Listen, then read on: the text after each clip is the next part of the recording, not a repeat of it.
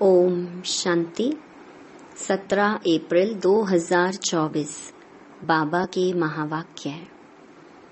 मीठे बच्चे, यह वंडरफुल पढ़ाई बेहद का बाप पढ़ाते हैं। बाप और उनकी पढ़ाई में कोई भी संशय नहीं आना चाहिए। पहला निश्चय चाहिए कि हमें पढ़ाने वाला कौन। प्रश्न: तुम बच्चों को निरंतर याद की यात्रा में रहने की श्रीमत क्यों मिली है? उत्तर: क्योंकि माया दुश्मन अभी भी तुम्हारे पीछे है। जिसने तुम्हें गिराया है अभी वह तुम्हारा पीछा नहीं छोड़ेगा, इसलिए गफलत नहीं करना। भल तुम संगम युग पर हो, परंतु आधा कल्प उसके रहे हो, इसीलिए जल्दी नहीं छोड़ेगा। याद भूली और माया ने विकर्म कराया, इसलिए खबरदार रहना है। आसुरी मत पर नहीं चलना है। ओम शांति। अभी बच्चे भी हैं, बाबा भी है। बाबा अनेक बच्चों को कहेंगे, ओ बेटे। सभी बच्चे फिर कहेंगे, ओ बाबा।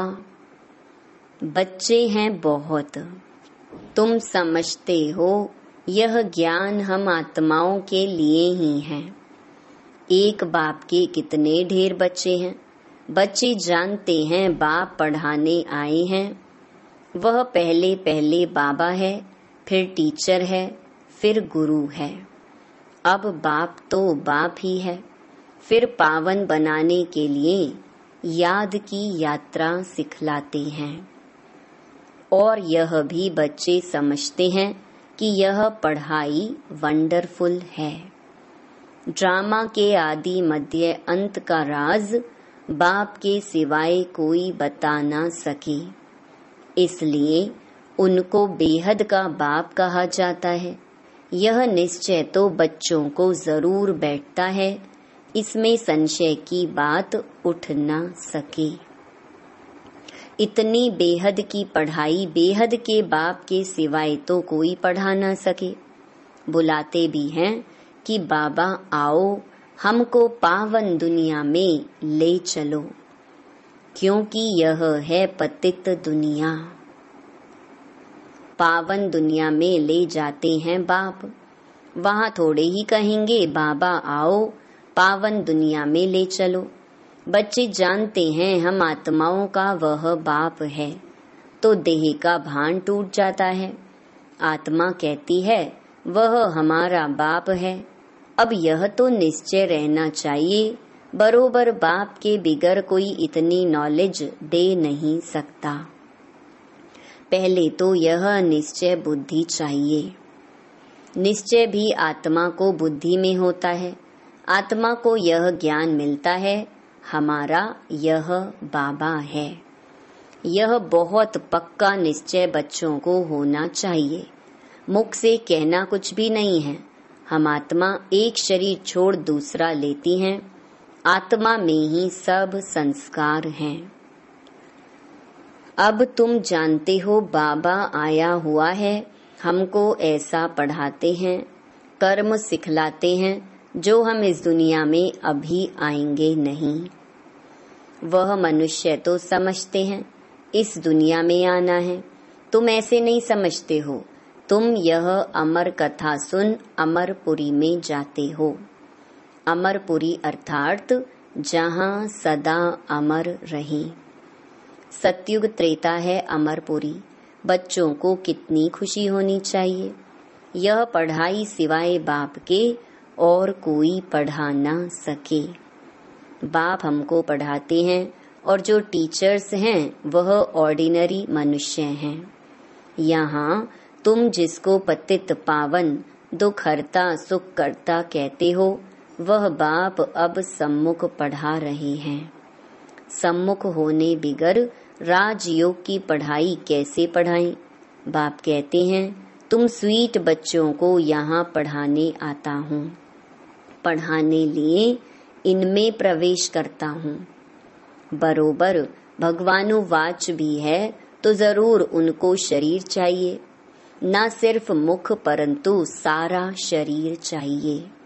खुद कहते हैं, मीठे मीठे रूहानी बच्चों, मैं कल्प कल्प पुरुषोत्तम संगम युगे साधारण तन में आता हूँ।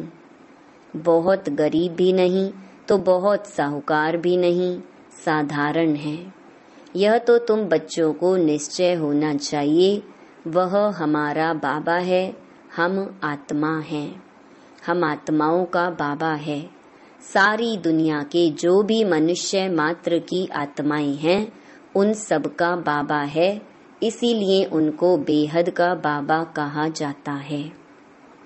शिव जयंती मनाते हैं, उसका भी किसको पता नहीं है। कोई से भी पूछो शिव जयंती कब से मनाई जा रही है तो कहेंगे परंपरा से।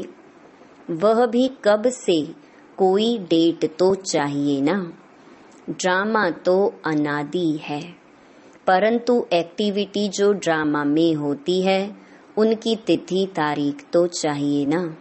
यह तो कोई भी जानते नहीं। हमारा शिव बाबा आते हैं, उस लव से जयंती नहीं मनाते। नेहरू की जयंती उस लव से मनाएंगे, आंसू भी आ जाएंगे। शिव जयंती का किसको भी पता नहीं है। अभी तुम बच्चे अनुभवी हो। अनेक मनुष्य हैं जिनको कुछ भी पता नहीं है। कितने मेले लगते हैं, वहाँ जो जाते हैं वह बता सकते हैं कि सच सच क्या है। जैसे बाबा ने अमरनाथ का भी मिसाल बताया था, वहाँ जाकर देखा सच सच क्या होता है। दूसरे तो जो औरों द्वारा सुनते हैं वह बतलाते हैं। कोई ने कहा बर्फ का लिंग होता है, कहेंगे सत। अभी तुम बच्चों को अनुभव मिला है राइट क्या है, रॉन्ग क्या है। अब तक जो कुछ सुनते पढ़ते आए हैं वह सब था अनराइटियस। गायन भी है ना, झूठी काया झूठी माया, झूठा सब संसार। यह है झूठ खंड, वह है सच खंड। सतयुग त्रेता द्वापर पास्ट हो गया, अब कलयुग चल रहा है। यह भी बहुत थोड़े जानते हैं। तुम्हारी बुद्धि में सब ख्यालात रहते हैं। बाप के पास सारी नॉलेज है, उनको कहते हैं ज्ञान का सागर। उनके पास जो नॉलेज है वह इस तन द्वारा दे हमको आप समान बना रहे हैं। जैसे टीचर भी आप समान बनाते हैं तो बेहद का बाप भी कोशिश कर आप समान बनाते हैं। लौकिक बाप आप समान नहीं बनाते। तुम अब आए हो बेहद के बाप के पास। वह जानते हैं मुझे बच्चों को आप समान बनाना है। जैसे टीचर आप समान बनाएंगे नंबरवार होंगे, यह बाप भी ऐसे कहते हैं नंबरवार बनेंगे। मैं जो पढ़ाता हूँ यह है अविनाशी पढ़ाई। जो जितना पढ़ेंगे वह व्यर्थ नहीं जाएगा। आगे चल खुद कहेंगे हमने 4 वर्ष पहले 8 वर्ष पहले कोई से ज्ञान सुना था, अब फिर आया हूँ। फिर कोई चटक पड़ते हैं, क्षमा तो है, फिर उस पर कोई तो परवाने एकदम फिदा हो जाते हैं। कोई फेरी पहन चले जाते हैं। शुरू में क्षमा पर बहुत परवाने आशिक हो पड़े। ड्रामा प्लान अनुसार भट्ठी बननी थी। कल्प कल्प ऐसा होता आया है। जो कुछ पास्ट हुआ कल्प पहले भी ऐसे हुआ था, आगे फिर भी वही होगा।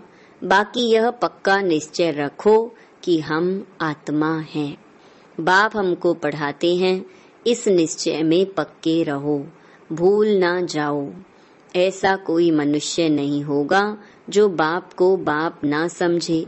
भल फारकती दे देगा तो भी समझेगा हमने बाप को फारकती दी।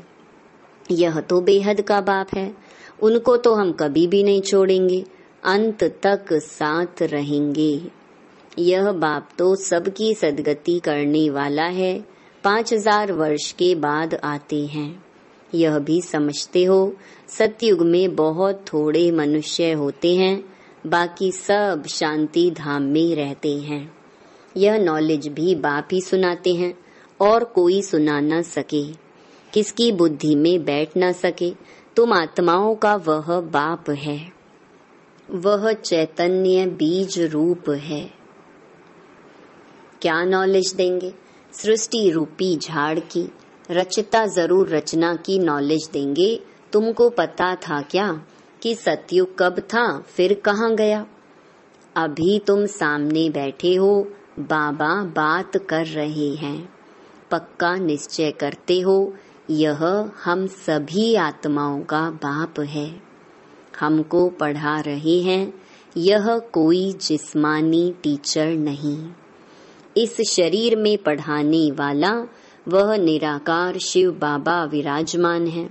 वह निराकार होते भी ज्ञान का सागर है। मनुष्य तो कह देते उनका कोई आकार नहीं, महिमा भी गाते हैं ज्ञान का सागर, सुख का सागर, परंतु समझते नहीं हैं। ड्रामा अनुसार बहुत दूर चले गए हैं, बाबा बहुत नजदीक ले आते हैं। यह तो 5000 वर्ष की बात है। तुम समझते हो हर 5000 वर्ष बाद हमको पढ़ाने आते हैं। यह नॉलेज और कोई से मिल ना सके। यह नॉलेज है ही नई दुनिया के लिए, कोई मनुष्य दे ना सके, क्योंकि तमो प्रधान है। वह किसको सतो प्रधान बना ना सके, वह तो तमो प्रधान बनते ही जाते हैं। तुम अभी जानते हो बाबा हमको इनमें प्रवेश करके बता रहे हैं, और फिर बाप कहते हैं बच्चे गफलत नहीं करना। दुश्मन अभी भी तुम्हारे पीछे है। जिसने ही तुमको गिराया है वह अभी तुम्हारा पीछा नहीं छोड़ेंगे। भल तुम संगम युग पर हो, परंतु आधा कल्प तुम उनके रहे हो तो वह जल्दी नहीं छोड़ेंगे। खबरदार नहीं रहेंगे, याद नहीं करेंगे तो फिर और ही विकर्म करा देंगे। फिर कुछ ना कुछ चमाट लगती रहेगी। अभी तो देखो मनुष्यों ने अपने को आपे ही चमाट मारी है। क्या क्या कह देते हैं, शिव शंकर इकट्ठा कर देते हैं। उनका ऑक्यूपेशन क्या है, उनका क्या, कितना फर्क है। शिव तो है ऊंच ते ऊंच भगवान, शंकर देवता। फिर शिव शंकर इकट्ठा कैसे कह देते? पार्ट ही दोनों का अलग अलग है। यहाँ भी बहुतों के ऐसे ऐसे नाम हैं, राधे कृष्ण, लक्ष्मी नारायण, शिव शंकर। दोनों नाम स्वयं पर रख दिए हैं। तो बच्चे समझते हैं इस समय तक जो बाप ने समझाया है वह फिर रिपीट होगा। बाकी थोड़े रोज हैं, बाप बैठ थोड़े ही जाएंगे। बच्चे नंबरवार पढ़कर पूरे कर्मातीत बन जाएंगे। ड्रामा अनुसार माला भी बन जाएगी। कौन सी माला? सब आत्माओं की माला बन जाएगी, तब फिर वापस जाएंगे। माला नंबर 1 तो तुम्हारी है। शिव बाबा की माला तो बड़ी लंबी है, वहां से नंबरवार आएंगे पार्ट बजाने। तुम सब बाबा बाबा कहते हो, सब एक माला के दाने हो। सबको विष्णु की माला का दाना नहीं कहेंगे। यह बाप बैठ पढ़ाते हैं, सूर्यवंशी बनना ही है। सूर्यवंशी, चंद्रवंशी जो पास्ट हो गए वह फिर बनेंगे। वह मर्तबा मिलता ही है पढ़ाई से। बाप की पढ़ाई बिगर यह मर्तबा मिल ना सके। चित्र भी हैं, लेकिन कोई भी ऐसी एक्टिविटी नहीं करते हैं कि हम यह बन सकते हैं। कथा भी सत्य नारायण की सुनते हैं। गरुड़ पुराण में सब ऐसी बातें हैं जो मनुष्यों को सुनाते हैं। बाप कहते हैं यह विषय वैतरणी नदी रौरव नर्क है। खास भारत को कहेंगे। बृहस्पति की दशा भी भारत पर बैठी है। वृक्षपति भी भारतवासियों को ही पढ़ाते हैं। बेहद का बाप बैठ बेहद की बातें समझाते हैं। दशा बैठती है, राहु की भी दशा है, इसीलिए कहते हैं दे दान तो छूटे ग्रहण। बाप भी कहते हैं इस कलयुग अंत में राहु की दशा सब पर बैठी है। अब मैं वृक्षपति आया हूँ भारत पर बृहस्पति की दशा बिठाने। सतयुग में बृहस्पति की दशा भारत पर थी, अब है राहु की दशा। यह बेहद की बात है। यह कोई शास्त्रों आदि में नहीं है। यह मैगजीन आदि भी उन्हें समझ में आएंगी जो पहले कुछ न कुछ समझे हुए होंगे। मैगजीन पढ़ने से वह फिर जास्ती समझने के लिए भागेंगे, बाकी तो कुछ नहीं समझेंगे। जो थोड़ा पढ़कर फिर छोड़ देते हैं तो थोड़ा भी उनमें ज्ञान घृत डालने से फिर सुजाग हो पड़ते हैं। ज्ञान को घृत भी कहा जाता है। उझाए हुए दीपक में बाप आकर ज्ञान घृत डाल रहे हैं। कहते हैं बच्चे माया के तूफान आएंगे, दीवे को बुझा देंगे।